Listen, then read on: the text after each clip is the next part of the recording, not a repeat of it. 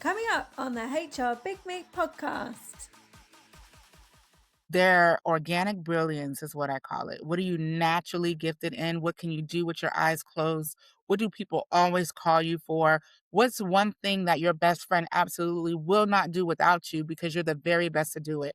Once you get grounded in what these things are, then you situate yourselves in those type of environments. Burnout isn't even a thing because you're doing something that comes natural to you. Then you can sell it, you can say it, you can influence it, and then you're positioned more confidently in a role in HR where you can actually be the HR practitioner by design. But so many of us are in a role because we need a check. We're in a role because we've done it for 10 years. We're in a role that we hate who we work with, and we're wondering why we're not thriving. Welcome to the HR Big Meat podcast. This is the place where we amplify the voices of women in HR and have honest conversations about what it really means to work in this profession so that nobody has to internalise the idea that they are the problem. We are all about you having sustainable impact without compromise. So expect real stories, just a smattering of swear words, and a few uncomfortable truths. Oh, and everything that you'd hope from something that is proudly not like normal HR. Are you ready to be humans resourced? Great, let's jump right in. I'm joined this week by LaShawn Davis, who is a faith and work strategist, founder of the UNPLUG and creator of the UNPLUG Experience, where she's challenging the way we think about work, identity, and success. In this episode, we explore why so many HR professionals feel like they're constantly fighting to prove their worth, how to reconnect with your own organic brilliance, which is just such a great phrase, and why the foundation of real influence isn't striving harder, it's understanding who you already are. I am so excited for this episode because I've got my very first international guest on the call. Does that mean I can call my podcast international? I don't know. We can decide that together, I think. But LaShawn, thank you so much for, as we talked prior to starting record, that you've started your day a little bit earlier in order to facilitate this conversation happening. I really appreciate it. No worries. I'm so excited to finally meet you and have this conversation. So thank you for having me. Same. I wanted to talk to you for such a long time, and that you said yes to being on here is really exciting. I'm going to try and not like fangirl and be really uncool about it. Although I think I'm failing miserably at that already. And in preparation for this conversation, I went onto your event website, which is how I know you the most, I suppose, is that I saw this woman on LinkedIn in America doing an event which felt a little bit similar to mine. And I was like, oh, goodness, what is this? And so I went onto your UNPLUG Experience conference. And the website is just very provoking, shall we say, in terms of like the words battlefield and like work isn't working and this kind of language, which it's in your face and I love it. Has the branding always been this for the event, or has this happened for this coming year? So no, it's not always battlefield. That just happened this upcoming year. We are 5 years in with Unplug, and every year is a theme that's centered on where we are as an industry. Right. And so it's just been progressively turning into more bold, necessary conversations like Battlefield, because work should not feel like this, is really Right. the sentiment. And you can fill in the blank for this, whether it's work should not feel so tiring, work should not feel so draining, work should not feel so alone, work should not feel, whatever that is for you, it shouldn't be attached to that sentiment. And so Battlefield is this year we're doing it a little differently, for year 6, where, and it's going to be where you walk out now with a blueprint of how to win this war that exists between corporate America or your corporation or the world of work in jest, and how it's battling with your identity, who you are, how you live, how you breathe, how do you spend your time, how you feel about yourself. It's just a battle, and it's time to prepare. Time to prepare. Do you Uh, know the reason I think it resonates, I mean, for all of those, because I've worked, so I mm, I've had yeah, an experience of work which has yeah. been more difficult than it has easy, I Mhm, suppose. But also, I work with women in HR pretty much predominantly, and they will come to me and they will use words like everything feels like a battle. It feels like mhm, a battle to be heard. I have to battle to get my view across. I have to battle for budget or, you mhm, know, resources or IT systems or whatever. And I feel like the language of battle is such a strong word mhm, to describe our experience of work. And I mhm, think as a profession, HR, I mean, it's probably more widely mhm. within work generally, but as a profession of HR people, we're pretty knackered. We're pretty tired. Do you use the word knackered? I don't know. Is that a swear word? I feel like we're We don't say that, but I understand no. what you mean. Okay. We're really tired. Yeah. And burnout's really significant and on the increase and a constant thing within a profession. And I just think to myself, it's no wonder really if how we're describing our work experience is Mhm, that we are in battle. Like, mhm. of course we're going to be tired after Yeah, 20 years in a profession where everything feels that hard. yeah, Um, yeah, and I'm so what yeah, maybe here is a good point to understand yeah. your experience of work and what led you to get to this point. That's a really I big question, so let's see where I it goes. I worked for probably, 15 years in corporate, like, working for companies, doing HR. My, experience is primarily in employee relations and labor relations, so it's always a lot of conflict Mm, anyway. You're always having to convince the leader to do the right thing. It's yes, draining to convince people to do the right thing. yes, And then on top of all of that, I look how I look. You can see, I have pink hair, I have tattoos. So, and I'm a black woman in leadership, and in corporate America, that's just taboo. Like, you can be one or the other, but to be both, you already have people questioning your ability before they've even seen you execute. And so mm, for me, it's always been a battle trying to prove my worth, despite the fact that I went through an interview and got hired just like everybody else. But it was just the constant questioning, the microaggressions, giving advice that they didn't listen to, coming back to bite them later and having to clean up a bigger mess. And I yeah, used to just say, why can't I just do my job? Why yes, can't I just do my job? I just want to come to work and do what I was created to do. And it felt like a battle until, mm, um, and then you don't want to give up because the heart of who we are as HR professionals is people. And so I felt I'm here to advocate for what's right, even if that means telling the business that they're wrong, despite the fact that people don't believe HR professionals do that. I did that. I still do that. And then also it's telling the employee when they're wrong. We sit at the intersection of what is right versus wrong, not what's legal versus illegal. That's a lawyer's job because it could be legal and still wrong. And so we're constantly going against the tide to do what's morality correct. What's the good right thing to do for people. And sometimes businesses don't understand that because it's not in their mind an immediate revenue generating decision. So having to influence people over profit. You take care of the people, they'll take care of you.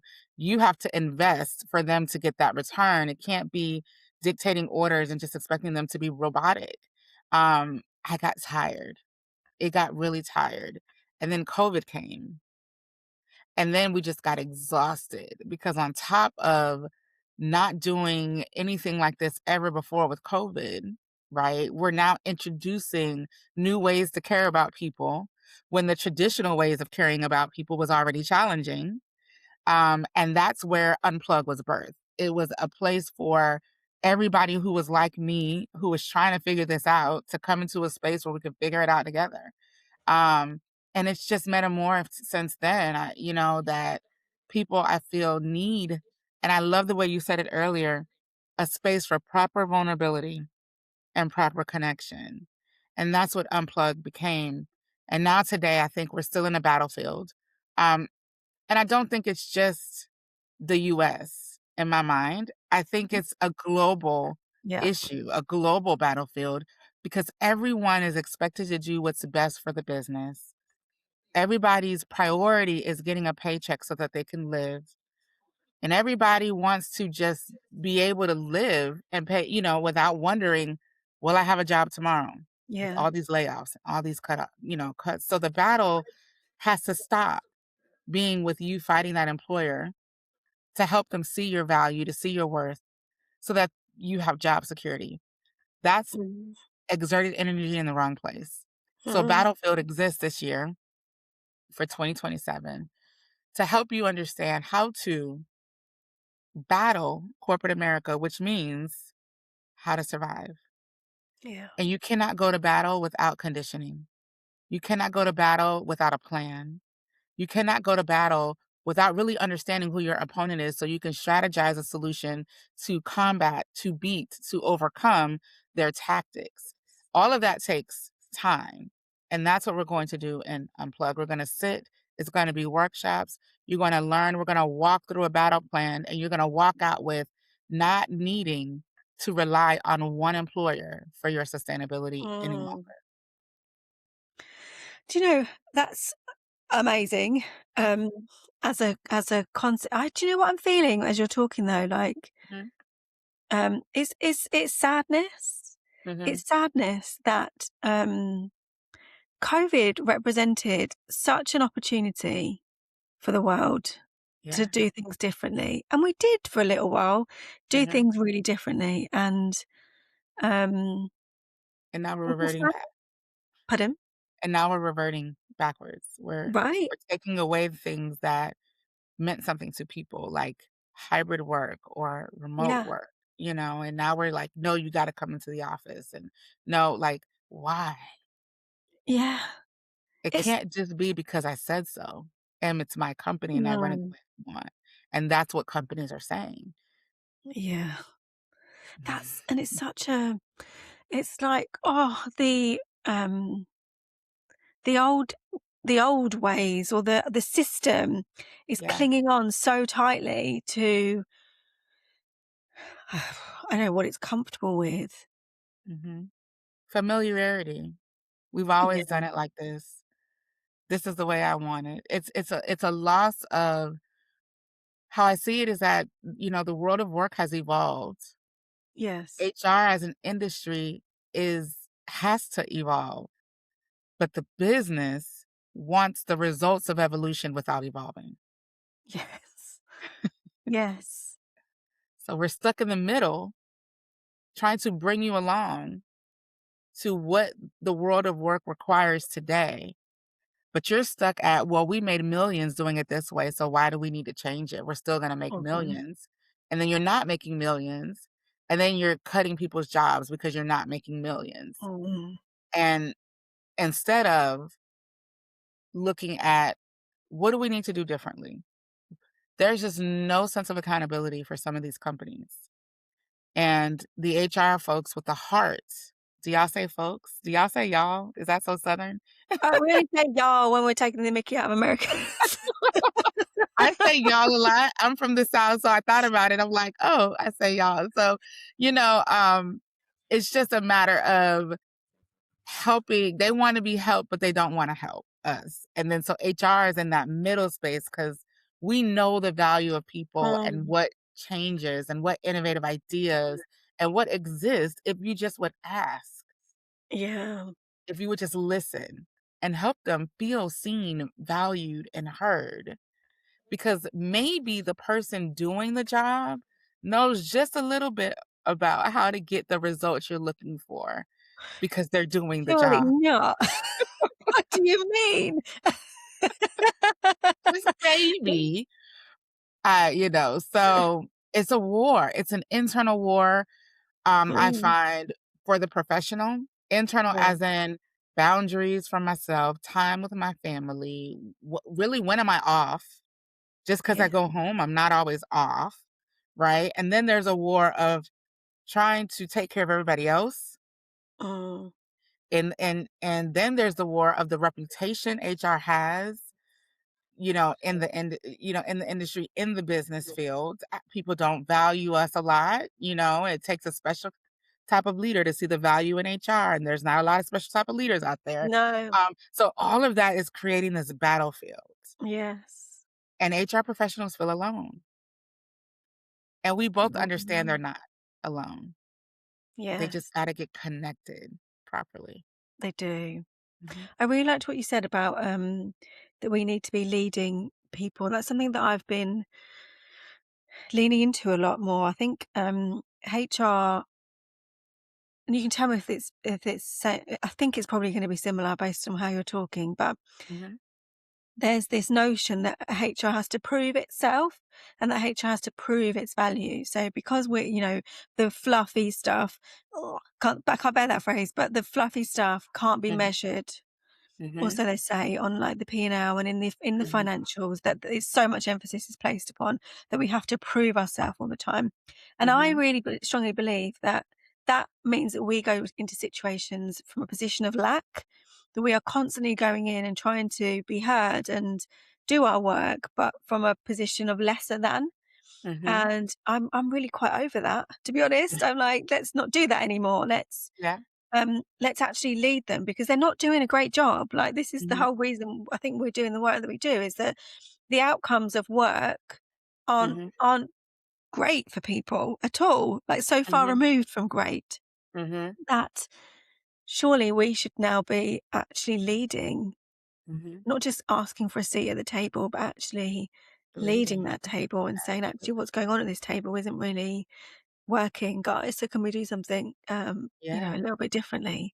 Does the notion of proving exist in America too? It is. Mm. It is, and the seat at the table is widely used here as well, and I say, Mm. I don't really want a seat at your table because I don't even like I don't wanna sit with you, like, you know what I mean? Like, that's my mindset. It's like, I don't even Yes. wanna sit at your table because you don't understand people, but this is what I learned, Emma. I learned this, and this is what I tell HR professionals or anybody who really wants to be impactful in advocating for doing the right thing. I say, if you want someone to trust your word, believe what you say, then you have to enter their world. Mhm. So what that means is now I know how to speak, my client's language because I now have my own HR business. But even when I worked in corporate America, I would understand that business unit. What is it that you do? How do you serve customers? Like, what is it that is important to them? I took a vested interest in understanding. You can learn a lot about people just by observing. So I took an opportunity to observe. The more that I did that, the more that I understood their challenges, then I had an ability to influence because then they started listening because I'm solving a problem for them. I'm just doing it through people, which is my vein. So I Mhm. would challenge HR professionals that if you find yourself in a battlefield because you're tired, you have this megaphone, no one's listening, you have a microphone, they're still not listening, you have billboards, it's not working. Take time to understand your client. Don't ask any questions, just observe. What are their pain points? What are they struggling with and what can you be a solution for? The more solutions you create for them, the less problem they see you as. And then you get to a point where they're like, "Well, I don't want to do this now unless LaShawn is here because she understands the business." And then you build that partnership. But they don't teach you this in HR. They don't teach you this in school. This just really comes from understanding that to get results through people, you have to understand the person you wanna get results from. Mhm. So I Yeah. don't wanna sit at that table, but I understand I'm indispensable, so you need me at this table. So now I'm gonna make you buy me the comfortable chair so that I have to sit here to help you, and you're gonna pay for this chair because you need me that bad, because Yeah. I've shown my value. Yes. I love that. Buy me the comfortable chair. Yeah, I want a comfortable you want me to sit at your table now. This is the Yes. kind of chair I want if you want me to sit there, Yeah. and guess what? They're gonna buy the chair. The energy of that is just so different to Mhm. going in and trying to prove that you deserve to be there though, Yeah, isn't it? It's like, it yeah, I'll is. be there, but you better make it comfortable and I better have the nicest coffee and, Yeah. I need a footstool. Like that's a Right. really nice way of thinking about it. And I always get these niggles when I talk to people of because I think probably because I've been there and I've believed that I've been doing that or trying to do that, and I still haven't felt heard. Mhm, And it is I don't have the evidence for it, but I do believe that there will be some truth in this, in that uh, there's loads of research that says that women are less listened to than mhm, men, and for sure. HR is a predominantly female profession. Mhm. And I'm like, um, does what you say there counteract against some of those hidden biases as well? I say hidden biases; they're not hidden, but They're there, right? they're Yeah. there. Yeah, it is, a struggle, and this is where a lot of my work in HR has now shifted into the work of identity, Mm, because I've realized that a lot of us don't even know who we are to stand mm, confidently in that when we're facing the male species, the men that we work with. And mhm, Steve Harvey has a book in this movie that says act like a woman and think like a man. And I've had to adopt that principle a lot mm, where I'm still a woman, but I gotta think like my opponent. This is what Battlefield teaches you. It's like, but the only way you can do that is you have to know who you are first, mm, and you have to make sure that you're aligned in a place that complements who you are and not challenges it. A lot of us in HR are positioned just in the wrong jobs. We think that because it says HR that we're supposed to be there, but there's not an alignment with the culture and your identity. And so that's why you feel the strife and you feel the struggle. But we've accepted that this is just what HR is when it's not. We're just mm, out of alignment with our own identity. And so I've been spending a lot of time helping professionals understand who they are, because when you understand who you are, you understand what type of environments complement you and serve you and the ones that don't. yes, Then you can remove yourself from the ones that don't and position yourselves in the ones that do. When you're positioned in an environment that serves you, you walk with a different level of confidence. mm, You don't have the fear of losing your job because you yeah, know that company can't operate without you, because you're standing that confidently in what you offer. But there are so many people, Emma, who cannot articulate what their value is, who yeah, they are, or yeah, what they offer. And if you don't know that, who's going to believe it when you say, mhm, I'm working to prove myself? You don't yes, even know who yourself is. So I've been challenging people to take the time to answer this question. Who are you? Who are you outside of the job title? Who are you outside of your obligations as a wife or a mom? You shouldn't be saying, "Hi, I'm LaShawn Davis. I'm an HR consultant. I've been working in HR for." That's not who you are. That's what you do. But true, there's so many people who cannot answer the question who you are. And until you can answer the question who you are, you're always going to struggle when you're trying to serve other people because you're neglecting yourself. And the mm, most indigenous thing you can do to yourself is be a stranger to yourself. And so many of us are strangers to ourselves. So I think, Emma, once people take the time to understand their organic brilliance, is what I call it. What are you naturally gifted in? What can you do with your eyes closed? What do people always call you for? What's one thing that your best friend absolutely will not do without you because you're the very best to do it? Once you get grounded in what these things are, then you situate yourselves in those type of environments. Burnout isn't even a thing because you're doing something that comes natural to you. mhm, Then you can sell it, you can say it, you can influence it, and then you're positioned more confidently in a role in HR where you can actually be the HR practitioner by design. But so many of us are in a role because we need a check. We're in a role because we've done it for 10 years. We're in a role that we hate who we work with, and we're wondering why we're not thriving. Mm. Organic brilliance as a Organic. that's fantastic. I talk about unique magic, so it's a Okay. similar vein, right? Same Is thing. Yeah. and Yeah. exactly that, like, just because one environment doesn't see Mhm. your value and what you bring and your magic Another and one your will. organic brilliance, that Yeah. doesn't mean that it's not there anymore. It just Right. means that it's not valued where you are. And so many of us, I think, and I speak as someone who's done it myself, you almost think, well, if I can't change this environment to see it, then I must be a failure and I must be the one in the wrong. And it's like, No, no, sometimes you're just the out of very best alignment. thing, you're just out of alignment, and You're just out of that alignment. and you talked about your battlefield plan of never having to rely on one employer. I guess that Yeah. plays to that, does it? Of kind of knowing. Who you are. It's Yeah. really knowing who you are because I don't and I know this is a global issue with unemployment, but unemployment is a really big thing here, Uh-huh. and Yeah. they just released just there are over 700,000 just Black women who are unemployed right now in the US.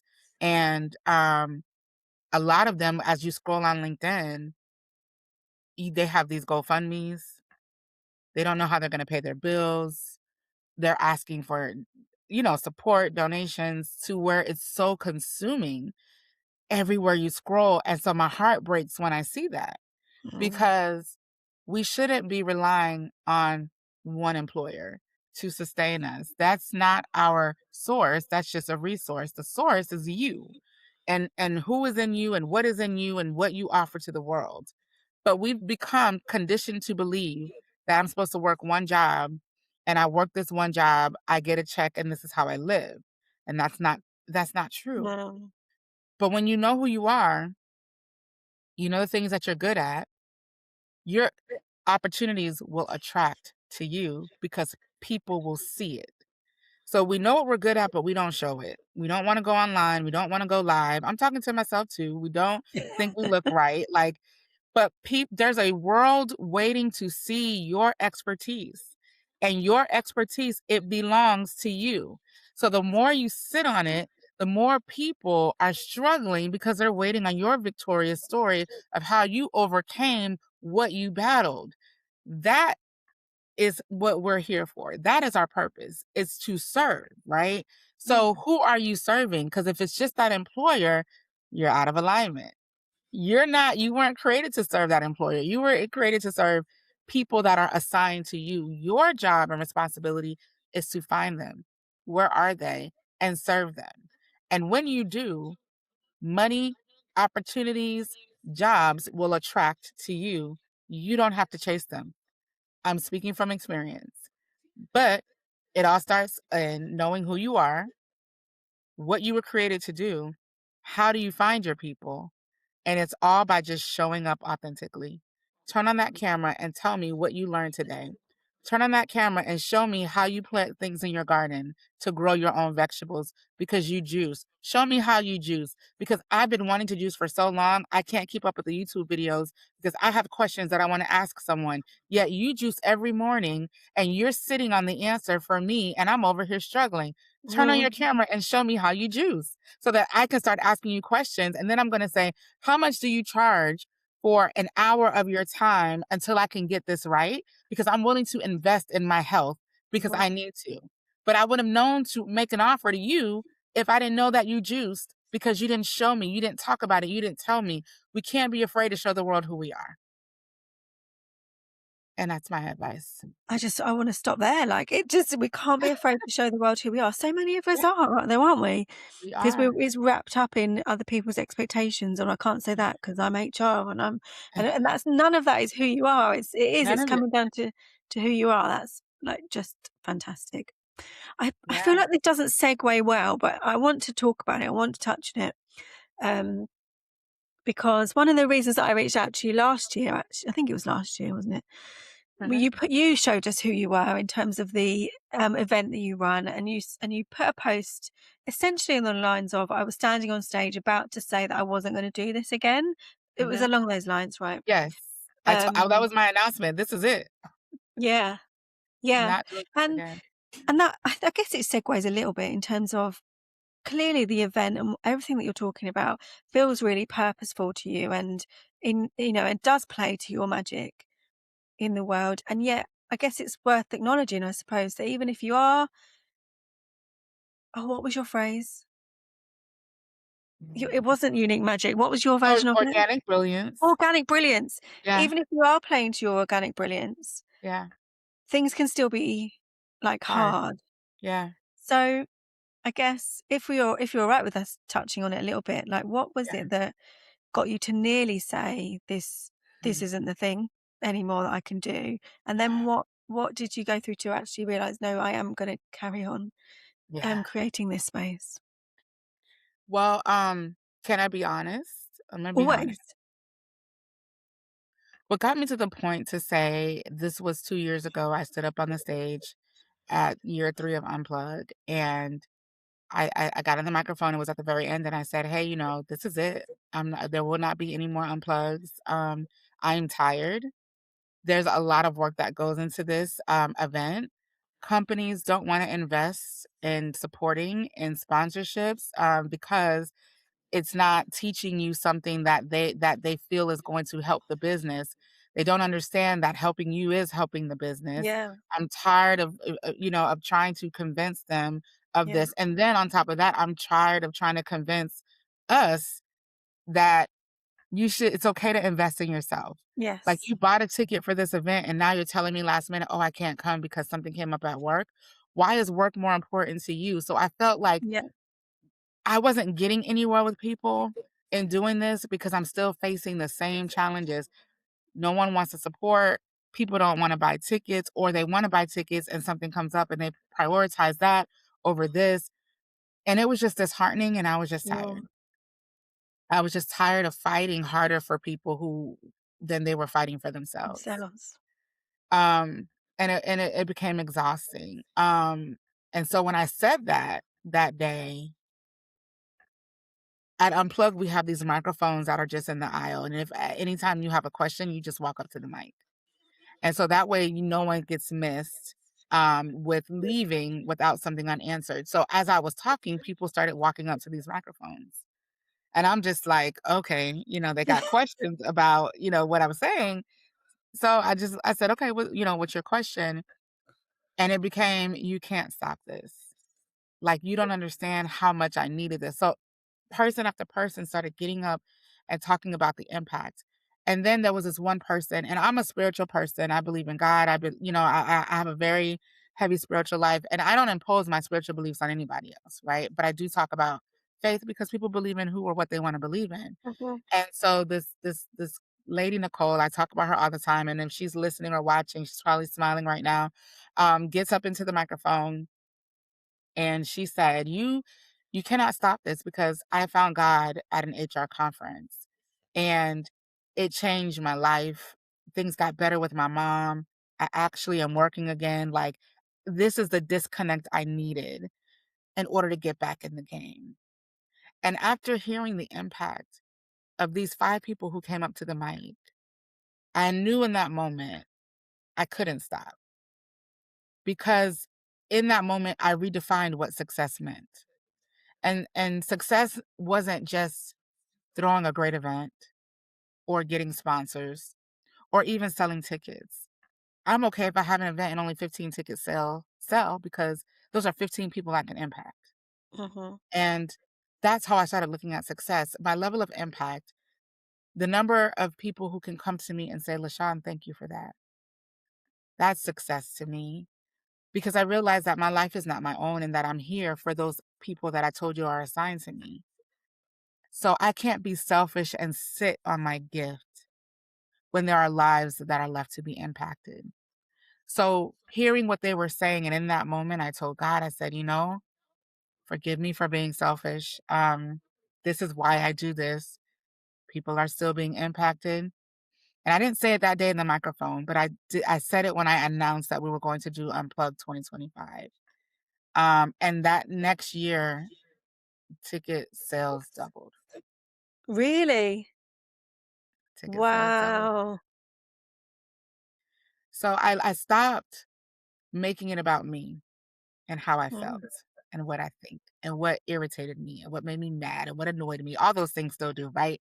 But I started thinking about I cannot be the reason that someone feels like life is over. I cannot be the reason. I cannot be a solution that's untapped. I spend my life finding the people that are assigned to me, wherever that is, whatever that looks like. Sometimes it's in the workplace, sometimes it's in the grocery store. But I strive for success like everybody else does. Only my success looks like people telling me thank you. So I live my life in a mindset of servitude. Um, because I think that's why we're all here. Yes. That's And that's incredible that what that's and the that's where particular, that's yeah. yeah, incredible that I love that you, were willing to go and that you were so vulnerable from stage to kind of share your experiences like that with that room, and what a lesson that is in terms of when you like genuinely open yourself up to other Yeah. people, like, and share your truth, that then their truth comes back to you, and it's often much like Yeah. more positive than you could ever kind of imagine. You through sharing your experiences, you then got to hear that your impact, which That is yeah. amazing. And the people who know me, LaShawn, who are listening, will know that I did start my event. And the temptation might be for me to think, well, I'm clearly not in servitude then, and I'm not as good as LaShawn. No. No, no, Which I know is no. not. You just found another way to serve your audience because you're still doing it with this podcast. LaShawn wasn't doing anything else. It was like, I'm done. Figure it out, you know? And that's not what you did. Well, at the time it was. But I wasn't going to say that was what I was feeling. Actually, I don't. I'm not feeling that because I think what's true about both of our threads is that is that I one of my things about being self-employed and doing the work that I do is to facilitate me being the kind of mum that I want to be.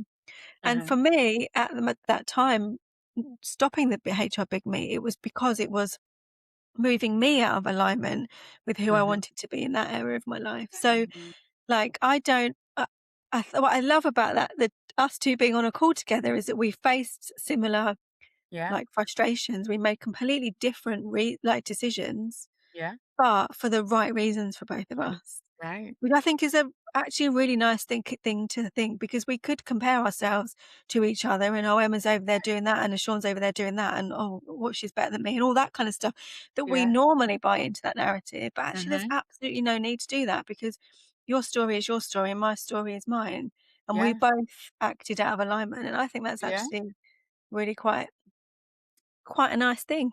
I totally agree. Like, sitting here when I was listening to your story earlier, I was like, wow. Like, first of all, I'm just honored to just even sit here and talk to you because I've been watching you from afar with, and I'm just like, "Ugh, I just wish I was closer." Like, I would definitely just pop Yes. in. Yes. Um, and I can't think of my girl's name right now, with the little chili pepper. It'll come back to me, but Kirsty. yes, Kirsten is another one who, is over there somewhere with you. Yeah. And, and I'm like, I gotta, because 'cause we're all in this together, even Yeah. though we're separated by territory, country, whatever. We all share the same heart for this work. Mhm. And maybe, there's a space where together, maybe it's not as tiring. Yeah. Together we can, and this is something I've been thinking about, like, we can have an impact together, because there's something to say about numbers and Mhm. volume. You have your assigned audience is different than my assigned audience, different than Kirsten's assigned audience. So when we all get together, wow, what remarkable people would be in that space. And so I love that you tell your story the way that you do because it makes me think about you. It makes me think about her, and I just wanna be like, "Wow, how can we even serve more people?" Yeah. In Yes. our respective avenues. You took your event virtually, and you have this podcast. You're still reaching lives, you're still impacting, and that's what I love about you. outside of your disco ball tiger, that you are such a fun person. You are such a fun person, and you have such a huge heart. And I tell everybody to think of one word that describes themselves, and your word for me is selfless. You are one of the most selfless people that I've seen. I've seen you make sacrifices. I've seen you give. I've seen you share unselfishly. And that's what attracted me to you, because there aren't many people in this day and age who don't think about self first, and you don't. But in that, you're still serving yourself because you have a heart for people. So I'm always willing, Emma, anything you ever need to support you. Even though I haven't hugged you or shake your hand, I feel like there is a alignment in our work and in our spirit. And Me I'm honored too. to even meet you and have this conversation today. Me too. And I think that if we were to meet, the hug would be immense. And Overdue, right? Like, for sure. I it really would. And thank you for saying nice words. I'm in a place. I find myself in a place at the moment where I'm really trying just to own and to take in feedback that I get that's nice without doing the whole, "Oh, it's nothing." So that's I'm gonna take that and Take it. absorb it and really appreciate you Yeah. saying that to me. And Sure. we've been chatting for a while now, and I feel like I want to do this again and that I Yeah. could keep going, but at some point we have to um, Let people end get back this. to their lives. Let people go back to their lives, exactly. And I like to ask at the end of every conversation, if there was someone listening. I always think that when we share our stories, even if there's just one person that hears it and it resonates, I know there'll be more, but even if there's just one person, Mhm. then we've done our job.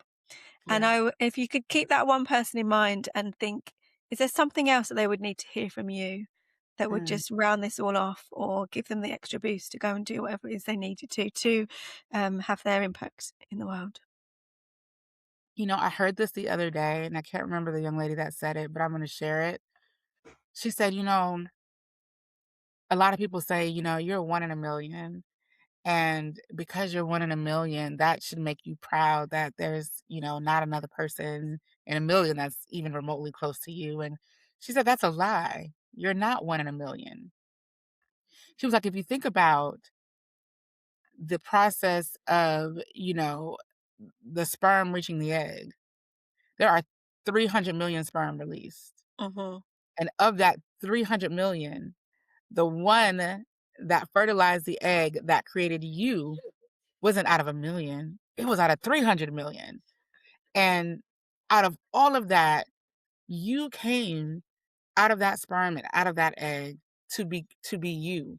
The egg survival rate to even make it to the uterus is even hard. So you were already determined to get here when you got implanted in your mom's uterus. So you have to know that because of that process of you coming down the tube, making it into the uterus, making it through birth to the point where you're sitting right here listening to me, there is absolutely a reason why you persevered to make it to right now. Mhm. So the heartaches you've had, the heartbreaks you've had, the hurdles you've had to leap through, the hurt you've dealt with, none of that defines you. It doesn't attach to anything centered in who you are. What all of those things are things that strengthen you. And you're strong because you're still here. Now it's a matter of figuring out, what do you do with that strength? Because even when you feel weak, you're still standing. And there's a reason why. So I would encourage you to take the time to start your self discovery journey. Figure out who you are. What's the one word that describes you? Like I just said, Emma's was selfless. What is my one word is greatness. What is your one word? What's your story attached to that one word? And tell yourself that story every day to remind yourself how just invaluable you are. My word is greatness because I believe everybody is greatness. I believe greatness is not something you strive to achieve. It's not something that you go and chase. It's already in you. It's a matter of uncovering it and untapping it so that you can live in it. What is your greatness? Once you discover it, then you become unstoppable. Oh, she finished on Unstoppable. See? See what you did there? Love it, And I right? See? love it.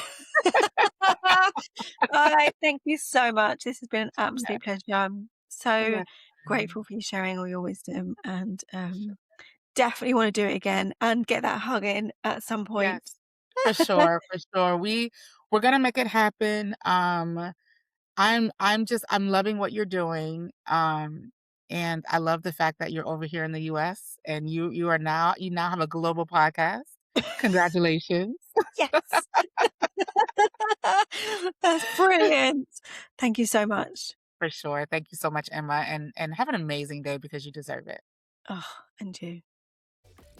Now, let's make this mean something. You can't listen to an international podcast, people, and then not do something as a result. Obviously, I'm really uncool about the fact that I've had international guests on, and I don't care because it excites me. I love this conversation. What's interesting to me is how the issues that we have in HR are a global issue. It's much bigger for me than just, oh, this is the CIPD in the UK. We need to sort CIPD out. We need to sort the UK stuff out. Like, it's a global thing. And that's probably something for another conversation, to be honest.